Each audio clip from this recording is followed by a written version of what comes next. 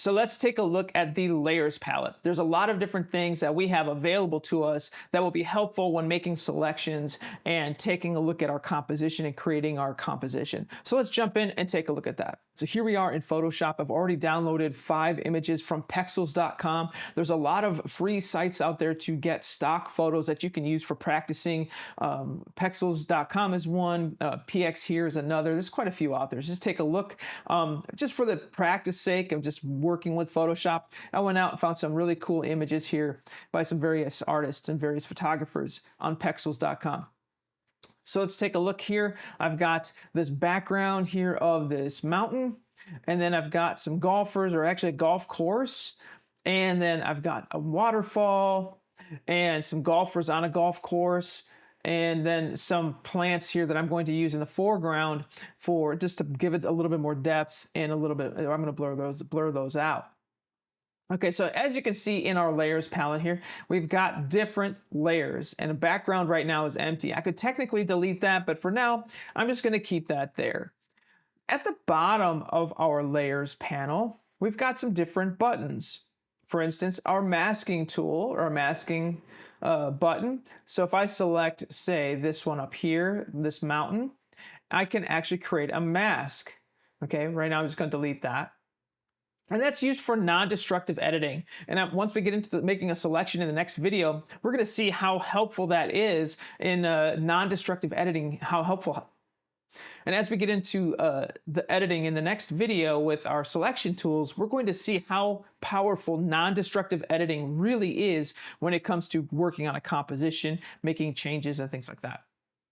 You've got various effects, so you can create adjustment layers, hue and saturation, vibrance. So we're going to use these when it comes time to match the colors with all together. We're going to use some other different features within Photoshop to make sure that our colors match across every single photo that I've imported.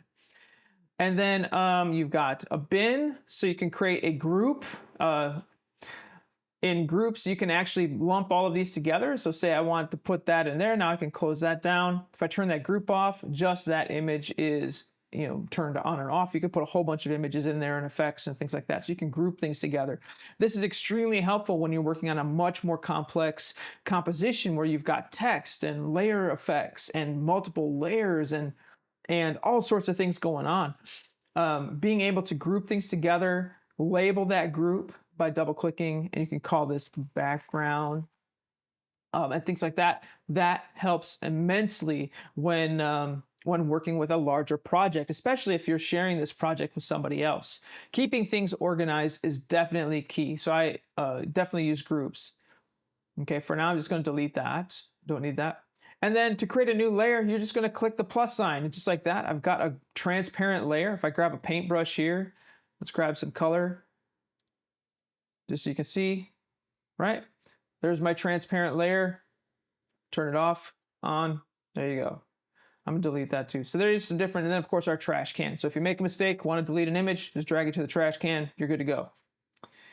All right, so that is the layers palette. Actually up at the top, you can also, you've got different blending modes, dissolve, things like that. So if I select this one image here, you can go through different blending modes and different options there. This is going to help create your composition. You've got opacity. So not only do you have blending modes, but you can drop the opacity just simply by making it more or less opaque or transparent. And then fill options as well. So different things there.